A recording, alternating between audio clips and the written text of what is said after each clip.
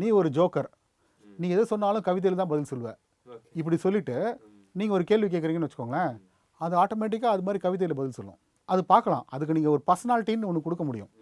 அப்படி பர்சனாலிட்டி கொடுத்தீங்கன்னா அந்த பர்சனாலிட்டியோடவே தான் அது பிஹேவ் பண்ணிட்டே இருக்கும்.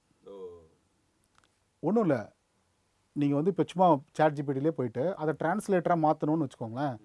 You are a translator, you always give me English version of whatever I type in Tamil அப்படின்னு கொடுத்துட்டு நீங்கள் தமிழில் வணக்கம், இன்று காலை பொழுது இனிமையாக புலர்ந்தது அப்படின்னு நான் போடுறேன்னு வச்சுக்கோங்களேன். அது உடனே அதனோட இங்கிலீஷ் வெர்ஷன் எடுத்து நம்ம கொடுக்கும்.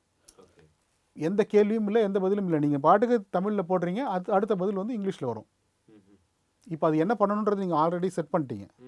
இப்படி செட் பண்ணியிருக்கிறதுனால அடுத்தடுத்து நீங்கள் சும்மா தமிழில் அப்படியே தட்டிகிட்டே இருக்கீங்க, அது பதிலுக்கு பதில் வந்து எதிர்கவிதை பாடுற மாதிரி இங்கிலீஷில் கொடுத்துக்கிட்டே இருக்கு.